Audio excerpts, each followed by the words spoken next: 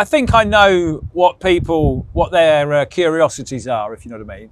Like while they're scrolling through the internet, because ultimately with our game, it's about the thumbnail and the title, isn't it? You've got to hook people in. It doesn't matter about the video, because if they've not clicked on it, they're not going to watch it. So I'd like to think I've got a reasonably good idea of what I think might draw people in. You always had it, or did it evolve in the years? Well, it changes, doesn't it? Because the internet changes. Like, I suppose. Oh my God, you are so old. So we can talk about we can talk about the change of the internet together.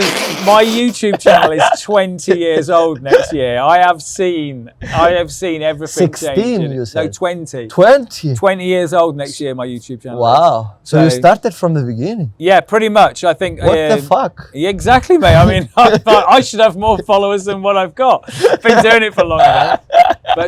But yeah, everything's changed. Like how you find stuff's changed. Like early YouTube, everybody saw the same homepage. Like you would go on YouTube, would select a video, it would be on like the very like top of like, if you can imagine like a scrolling list, and then it'd stay there for half a day, and then something else would replace it, and it would slowly go down. But we all saw the same page. I was lucky enough quite early on in my my YouTube life that I got one of my videos on there. It was the one with the bike. It was the Wall of Death. I made a wall of death out of pallets. So crates, pallets. I think that's universally a world term, isn't it? Pallets. Basically rode a motorbike around the inside of it, and they picked that out, put it on the front page, and it sent me from like 300 subscribers to about 3,000 in like a week. But my God, you became really famous. Well, yeah, because the most subscribed person in the UK only had like 28,000 followers. Okay. So, do you know what I mean? So this was like you are up there in the fame. Yeah, so it was like UK. It was mega, and that was like my first taste of a viral video, which back then it got like 100,000 views, which was mega back then. There were videos getting more than that. I think people had got millions. And it was the first time that people like had this experience of going viral, right? Yeah. It was before that. It was not virality didn't exist. I mean, virality, or however you want to call it. I think the goalposts move all the time, because what you might call viral now might be different to obviously what it was, 20 years ago, because the platforms have got bigger. There's more people on them, so there's more people using them. So 100,000 views in 2006 or 2007, like early 2007. Is probably the equivalent now of about 10 million or something. Do you know what I mean? It's like, because there's so many more people on the platform. But the feeling you get from probably even more. Maybe, yeah, maybe. Because some of the videos now is 50, 100 million. There's 300 million. Yeah. Do you know what I mean? And obviously to go from 300 subscribers to 3,000 is, percentage jump is brilliant. How did you understand that YouTube is the place to upload back then? Because it was not obvious. No. Or it was obvious. No, I don't know. Because I didn't experience this. You are so old. That's why I'm asking. So essentially, I mean, they're going to show my. I'm going to do whatever, mate. This is going to make me seem really old now. Before YouTube, yeah, there was a time, I used to make videos. I used to ride flatland BMX. So I used to be a BMXer, and we used to film some stuff with that. We used to mess around. And I basically used to make VHS tapes, which used to get like passed around the neighborhood. People at work would distribute them out. And then somebody said, oh, there's this website where you can upload video to it. And I basically split that up into little sections, because there was like 100 meg file limit.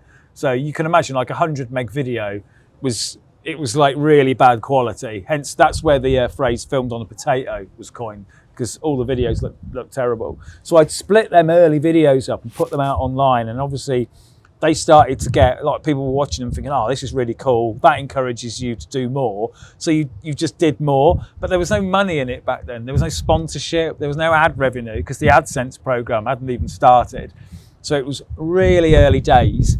I remember when they first started like rolling out channel banners, like the photo that you have at the top of your page. Only select channels used to have that, and I was lucky enough to get mine picked. So you felt like, whoa, I've got a channel banner. Yeah, I'm the man. So, but yeah, it's changed so much. Oh my God. So cringe how old you are. Because what are you? You're like 25 you are or something. bragging about channel Hey, banners. do you know what I mean? Back in the day, that was kudos. You got a channel banner, mate. You were Mr. Big Balls. So, but now everyone's got a channel banner. Where's the fun in channel banners? Didn't you got bored of YouTube? No, not really. I mean, as it's grown, it's allowed me to do better stuff, if you know what I mean. Obviously with sponsorships and ad revenue, all of a sudden then you've got a budget to be able to do things with. In the very, very early days, it was what I was willing to spend on a video, if you know what I mean, just for the pure enjoyment of it. And obviously, because seeing all the people watch it, getting all the comments and stuff, anyone knows if they've had any viral video, it is a good feeling, isn't it? If it's good, of course. If it's negative, then you don't want that. You just want to distance yourself from it, I guess. But yeah, so I just used to put a little bit of money into it. But obviously, as it grew, AdSense grew, sponsorships starting to happen. All of a sudden, you can start to do and make things that were just totally out of reach in the early days. So why would you get tired of that? So, seriously, you didn't get tired at all of doing this, filming, doing the same similar projects in a different way and all this stuff? Yeah, I mean, there's sometimes where you kind of like, anybody in any job at some point will be like, oh, I think I've had enough of this. You go through phases of like being like, oh, I don't want to do this part of it anymore, like the filming. I wish I could just make something, not have to worry about filming it, sticking on the internet, just make it.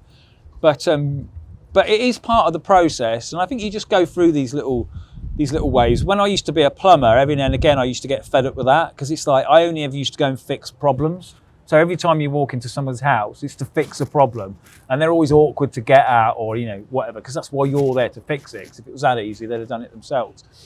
But that's just phases. That's life, isn't it? Nothing is perfect, and nothing stays completely linear, and is never going to annoy you for the entirety of your life. People that have got absolutely everything still get bored, and will still be like, oh, don't know what to do now, because they've achieved what they wanted to achieve. So you just have to change your goals, or just change what you're doing, sort of thing, to kind of give yourself a bit of a new challenge.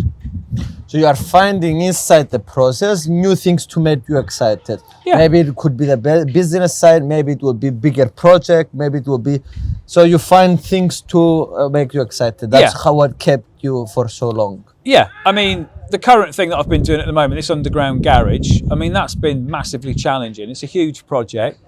You've got the potential for the house to fall into the bloody hole, people to fall in the hole. And that's challenged me in a completely different way than what some of the other projects have. You mean done. Mentally, to make sure that all this is done in the right way? Yeah, well, mentally and physically. Do you know what I mean? It's been physically a big project as well. And not this year, but the year before, it was particularly difficult because the weather in the UK was just terrible. So it felt like every day you were working in the cold or the wet. And that's not, I mean, UK, my you come friend. from Cyprus, you won't UK, understand this at all. You're like, every day I get burnt by the sun. So, well, I got the opposite problem. I just get saturated. So, but yeah.